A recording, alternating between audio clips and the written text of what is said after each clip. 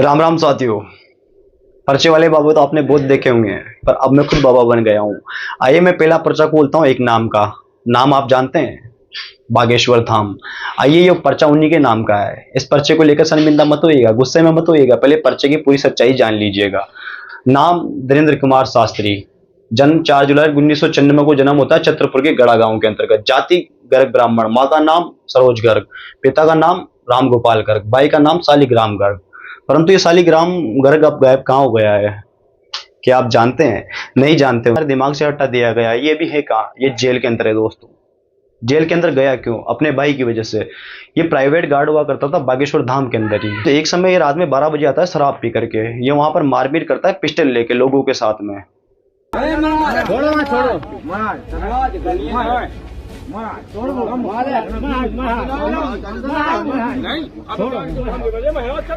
जहां पे पुलिस इसे अरेस्ट कर देती है बागेश्वर धाम के कहने पर।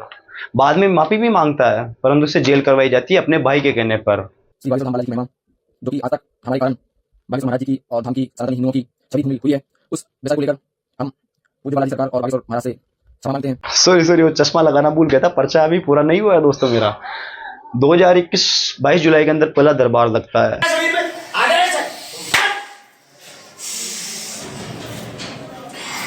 यानी कि वो कंपनी खुलती है जिसके अंतर्गत आपको मूर्खों की दुनिया मिलती है। ये खेल कोई पहला खेल नहीं है हमारे देश में जो दिखा रहा है। बहुत से लोग हैं जो इस खेल को दिखा रहे हैं।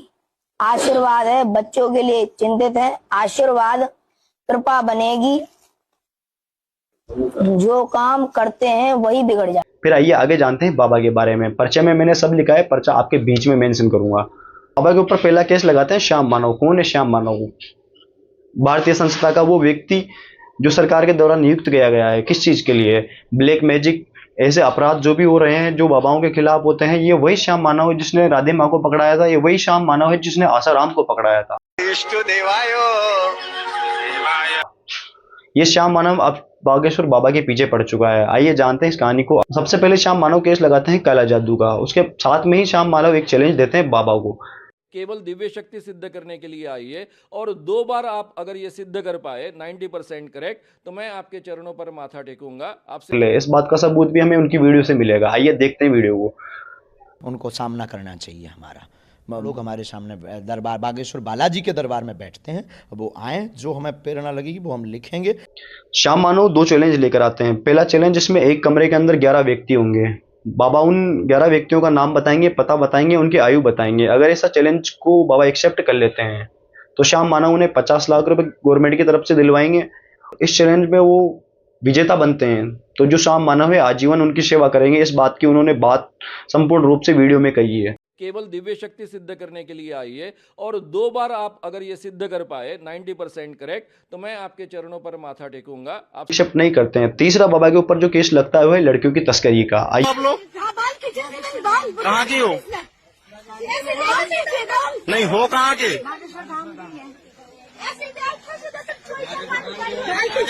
अभी कहाँ जा रहे थे आप? सबूतों को जानिए दोस्तों। पर्चा निकालना ये सामान्य सी बात है, कोई भी किसी के दिमाग को पढ़ सकता है। पहली बात आते है पर्चा में लिखी जाती है तुम्हारे घर में क्लेश चल रहा है। भाई जो धीरू भाई अंबानी है उसके घर में भी क्लेश चल रहा है। किस चीज का? कि मुझे नया बिजनेस क्या खोलना है। ये जो परंतु इन पर्ची वाली बाबाओं की बात यहाँ पर रुकती नहीं है, ये दिन ब दिन बढ़ते जाते हैं। दूसरे नंबर पर एक और बाबा हमें देखने को मिलते हैं जो इसी तरह के गेम हमें दिखाते हैं और लोगों को विचलित करते हैं अपने दिमाग से। आपके ऊपर भैरव, ठीक है, गोरखनाथ वाले बाबा, बंगाल पड़े शक्ति, स्त्री विनीता से तलाक, दूसरी लड़की दिव्या से प्रेम, शक्ति प्राप्त होगी। दोस्तों एक बात समझ कर देखिएगा, जिस देश का युवा बार बार इन बाबाओं पर भरोसा कर रहा है, क्या वे देश आगे बढ़ेगा? नहीं।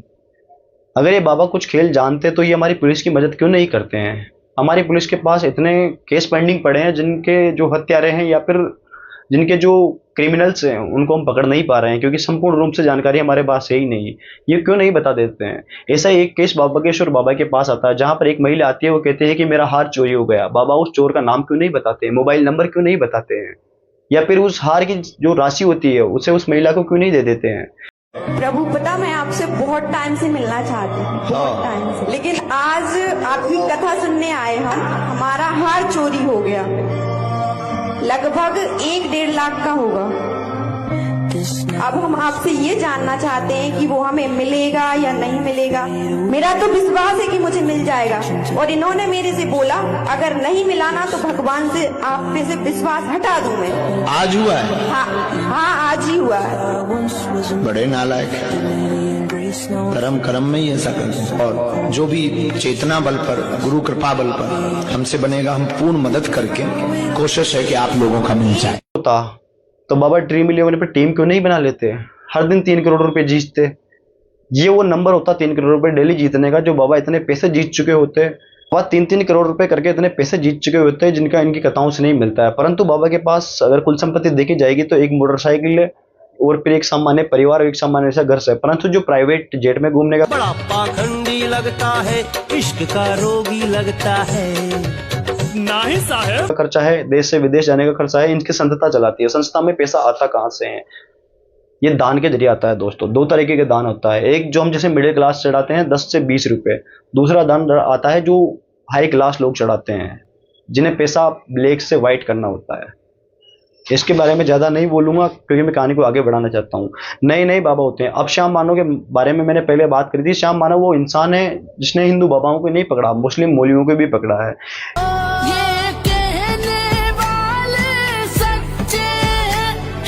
इन्होंने क्रिश्चियंस को भी पकड़ा है। इन्होंने सिखों के जो गुरु हैं उनमें भी जो चोर हैं उन्हें पकड़ा है। श्याम मानव कोई गलत इंसान नहीं है, परंतु जो हमारी संस्था है वो इतनी मूर्ख है, वो श्याम मानव के ऊपर ही बाइकआउट कर देती है। हमारा अभी आज ही तक का है 4:30 बजे तक का, लेकिन यदि श्याम मानव ने माफी नहीं मांगी और श्याम मानव ने मिशनरी ये चीज नहीं उठाई, श्याम मानव ने जहादियों पर ये बात नहीं उठाई, तो ये आंदोलन बढ़ भी सकता है। बढ़ते दौर के साथ नए बाबाओं का जन्म होता है दोस्तों। सॉरी, बाबाओं को नहीं, बाबाओं की महिलाओं का। ऐसी महिला जो स्टिंग पीती है। फुट्टे में कहन तो न आवे बेटे, लाना पड़ेगा रे यो मेहनत का घड़िया बजाना पड़ेगा। और माँ के नाम पर चमत्कार करती है। इसे चमत्कार नहीं कह सकते हैं दोस्तों, एक ढोंग कह सकते हैं। परंतु आज हमारा हिंदू इस जाल में फंस चुका है। क्यों? क्योंकि हमारा दिमाग खराब हो चुका है। हमें ये सिखा दिया गया है कि अगर हम इनके खिलाफ बोलेंगे तो हमारे साथ कुछ गलत होगा। दोस्तों, सबके लिए समान है।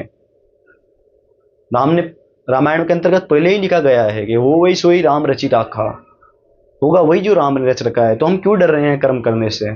किसके लिए हम डर रहे हैं?